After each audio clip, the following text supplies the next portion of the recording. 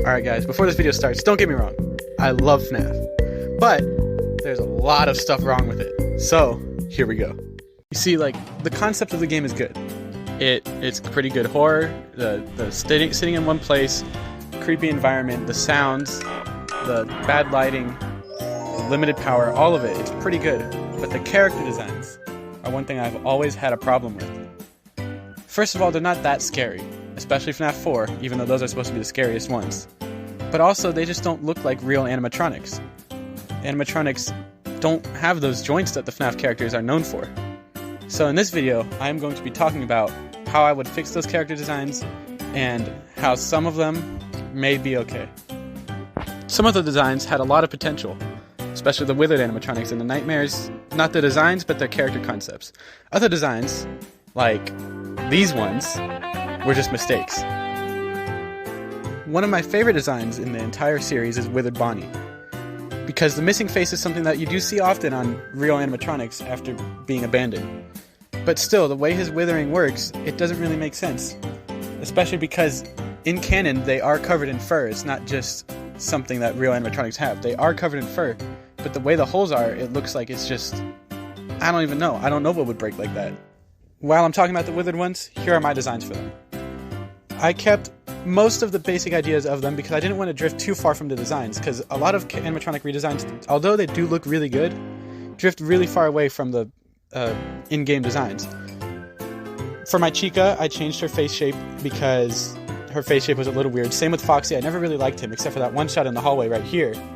That looks pretty good. That's probably one of the best shots in the entire series. It's pretty scary.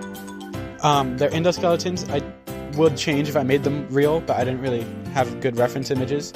I did try to make them like Showbiz animatronic endoskeletons a little bit, and then I also have a shell around the endoskeletons that resembles the FNaF animatronic joints, just to kind of stick to design, and with Chica's fur hanging down, you can really see it on her arm. And now to the nightmares, which had the most potential and were also some of the worst designs in the game besides Scrap Trap. I think that the nightmares need to look more fleshy and alive than like animatronics. Whether you think that they are nightmares or audio illusions, they don't need to look like robots, they need to look alive. That's part of their thing, and same with the twisted ones. My nightmares, I took aspects that would be the most scary from each character from the original game. Freddy having the blank eyes and not really being able to see him, Bonnie having the uncanny look with the wide eyes, and Chica eating things and being fat.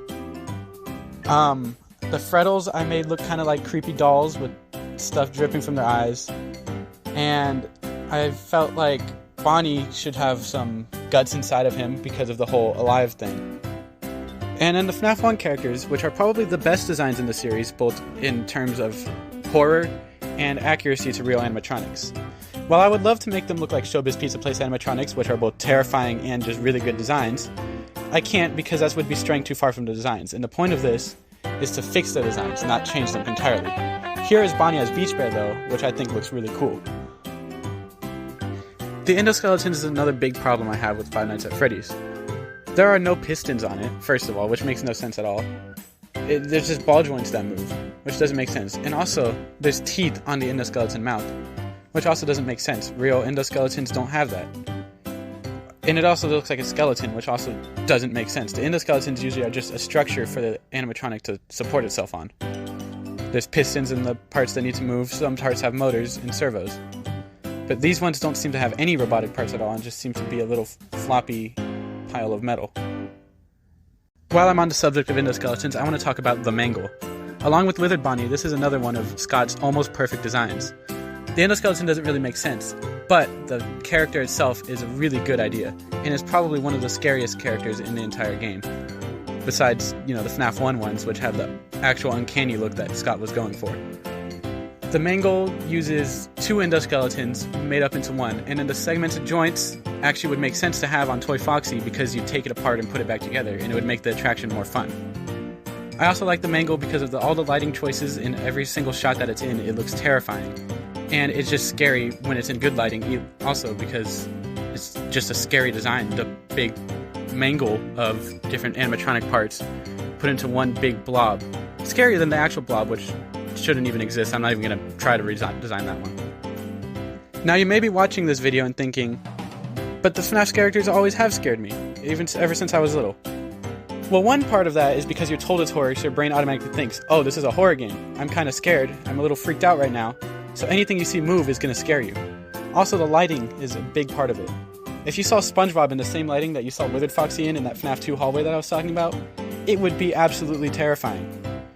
You could see Curious George, you could see Mickey Mouse, all of those characters in that lighting would scare you so bad.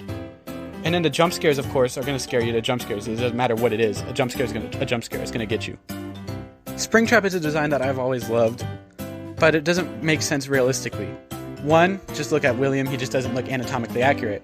And then, of course, Spring Bonnie isn't animatronically accurate, like I've said for all the other characters. But his design is good. It is kind of scary.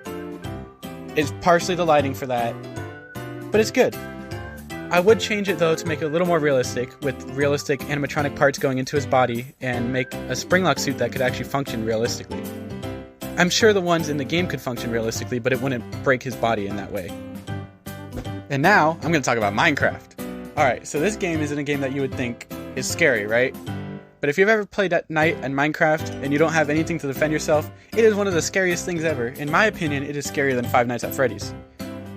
Five Nights at Freddy's does have similar aspects. You're trying to survive, you don't have anything to defend yourself, but you do know that they're coming and there's ways that you can block them off. So Minecraft is similar to what I'm talking about here, and how it could be scary without scary character designs. These are just cubes. But I think if Five Nights at Freddy's had scarier character designs, the game itself would be so much scarier and so much better. Thanks for watching.